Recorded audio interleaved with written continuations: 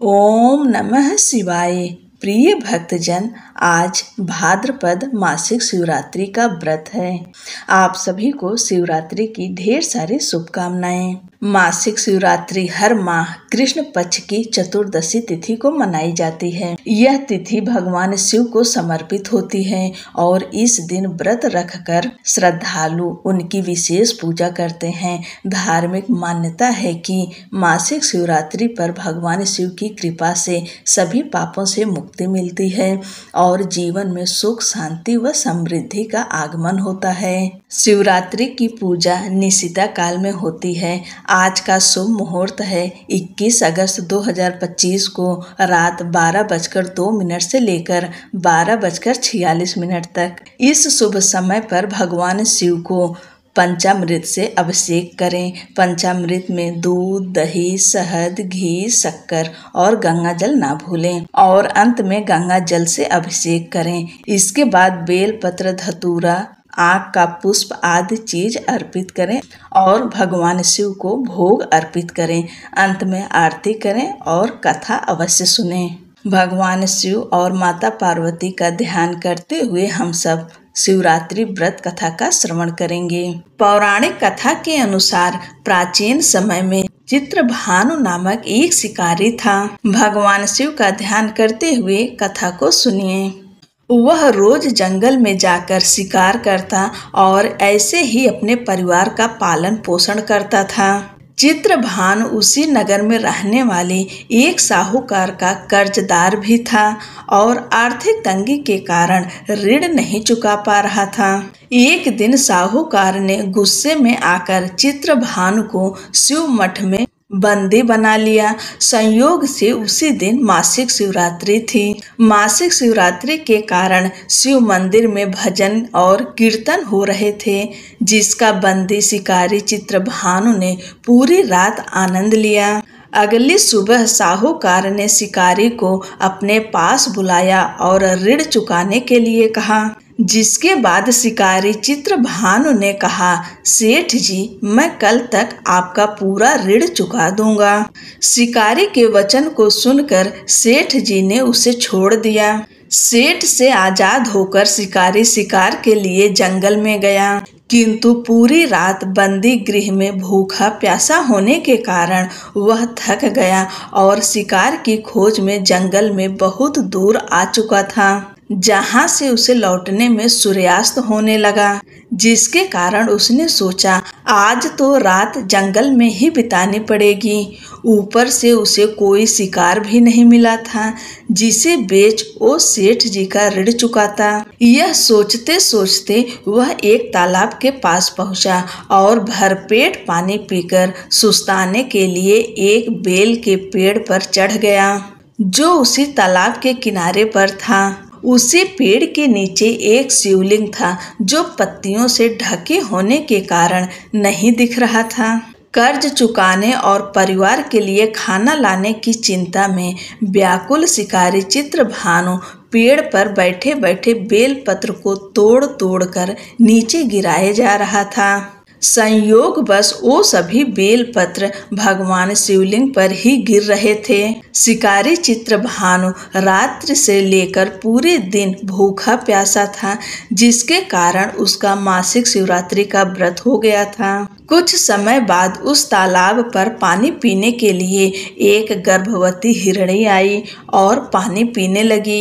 हिरणी को देखकर शिकारी चित्रभानु ने अपने धनुष पर तीर चढ़ा लिया और छोड़ने लगा। तभी गर्भवती हिरणी बोली, रुक जाओ, मुझे मत मारो, मैं गर्भवती हूँ और तुम एक साथ 2 जीवों की हत्या नहीं कर सकते, परंतु मैं जल्दी ही प्रसव करूंगी, जिसके बाद तुम्हारे पास आ जाऊंगी, तब तुम मेरा शिकार कर लेना। उस हिरणी की बात सुनकर चित्रभानु ने अपने धनुष को नीचे कर लिया और हिरणी झाड़ियों में लुप्त हो गई। इस दौरान जब शिकारी ने अपने धनुष की प्रत्यंचा चढ़ाई और ढीली करी तो कुछ बेलपत्र टूटकर शिवलिंग के ऊपर गिर गए, जिसके कारण शिकारी के हाथों से प्रथम पहर की पूजा भी हो गई। कुछ समय बाद दूसरी हिरणी झाड़ियों से निकली, जिसे देखकर शिकारी के खुशी का ठिकाना नहीं रहा। चित्रभानु ने उस हिरणी का शिकार करने के लिए फिर से धनुष उठाया और तीर छोड़ने लगा। तभी हिरणी बोली, हे शिकारी, आप मुझे मत मारो, मैं अभी ऋतु से निकली हूँ और अपने पति से बिछड़ गई हूँ। उसी को ढूंढती हुई मैं यहाँ तक आ पहुँची। मैं अपने पति से भेंट कर लूं, उसके बाद तुम मेरा शिकार कर लेना। यह कहकर वह हिरणी वहां से चली गई। इस दौरान शिकारी चित्रभानु 2 बार अपना शिकार खो दिया था, जिससे और चिंता में पड़ गया। उसे सेठ जी का ऋण चुकाने की चिंता हो रही थी। जब शिकारी दूसरी बार हिरणी का शिकार करने के लिए धनुष पर प्रत्यंचा चढ़ाई तो फिर से कुछ बेलपत्र धनुष के टकराने के कारण टूटकर शिवलिंग के ऊपर गिर गए। ऐसे में पूजा का दूसरा पहर भी संपन्न हो गया। ऐसे में अर्धरात्रि बीत गई। कुछ समय बाद एक हिरणी अपने बच्चों के साथ तालाब पर पानी पीने के लिए आई। इस बार चित्रभानु ने बिना देर किए धनुष पर प्रत्यंचा चढ़ाई और तीर को छोड़ने लगा। तभी वह हिरणी बोली, हे शिकारी, आप मुझे अभी मत मारो। यदि मैं मर गई तो मेरे बच्चे अनाथ हो जाएंगे। मैं इन बच्चों को इनके पिता के पास छोड़ आऊं, जिसके बाद तुम मेरा शिकार कर लेना। उस हिरणी की बात सुनकर शिकारी चित्रभानु जोर से हंसने लगा और कहा, सामने आए शिकार को कैसे छोड़ सकता हूँ? मैं इतना भी मूर्ख नहीं हूँ। 2 बार मैंने अपना शिकारी खो दिया है, अब तीसरी बार नहीं खोना चाहता हूँ। शिकारी की बात सुन हिरणी बोली, हे शिकारी, जिस प्रकार तुम्हें अपने बच्चों की चिंता सता रही है, उसी प्रकार मुझे अपने बच्चों की चिंता हो रही है। मैं इन्हें इनके पिता के पास छोड़कर वापस आ जाऊंगी, जिसके बाद तुम मेरा शिकार कर लेना। मेरा विश्वास करो। हिरणी की बात सुनकर शिकारी को दया आ गई और उसे जाने दिया। इस प्रकार शिकारी के हाथों तीसरे पहर की पूजा भी हो गई। कुछ समय बाद एक मृग वहां पर आया। उसे देखकर चित्रभानु ने फिर से अपना तीर धनुष उठाया और शिकार की ओर छोड़ने लगा।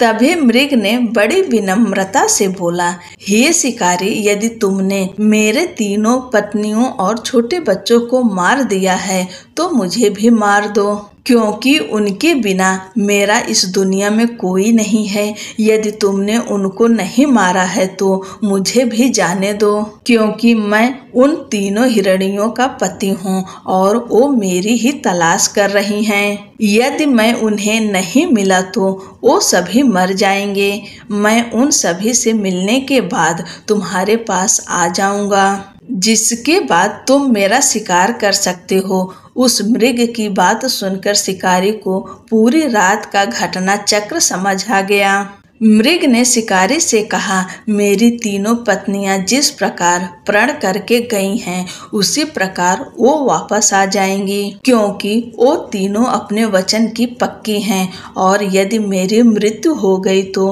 वो तीनों अपने धर्म का पालन नहीं कर पाएंगी। मैं अपने पूरे परिवार के साथ शीघ्र ही तुम्हारे सामने आ जाऊंगा। कृपा करके अभी मुझे जाने दो। शिकारी चित्रभानु ने उस मृग को भी जाने दिया और इस प्रकार बार बार धनुष उठाने और नीचे रखने में बेलपत्र गिरने के कारण अनजाने में उस शिकारी से भगवान शिव जी की पूजा संपन्न हो गई, जिसके कारण शिकारी का हृदय बदल गया और उसके मन में भक्ति की भावना उत्पन्न हो गई। कुछ समय बाद मृग अपने पूरे परिवार अर्थात 3 हिरणी और बच्चों के साथ उस शिकारी के पास आ गया और कहा कि हम अपनी प्रतिज्ञा अनुसार यहाँ आ गए हैं। हे शिकारी, आप हमारा शिकार कर सकते हो।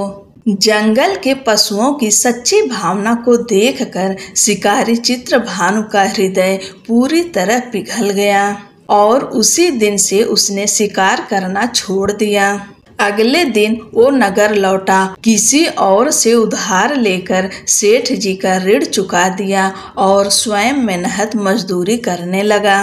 किंतु जंगली पशुओं की ऐसी सत्यता, सात्विकता एवं सामूहिक प्रेम भावना देखकर शिकारी को बड़ी ग्लानि हुई।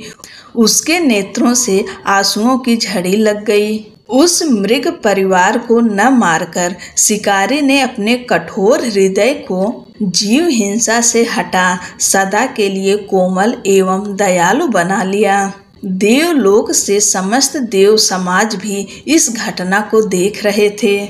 उसके ऐसा करने पर भगवान शंकर ने प्रसन्न होकर तत्काल उसे अपने दिव्य स्वरूप का दर्शन दिए तथा उसे सुख समृद्धि का वरदान देकर गुह नाम प्रदान किए। यही वह गुह था जिसके साथ भगवान श्री राम ने मित्रता की थी। ओम नमः पार्वती पतये, हर हर महादेव। बोलो भोलेनाथ की जय, माता पार्वती की जय।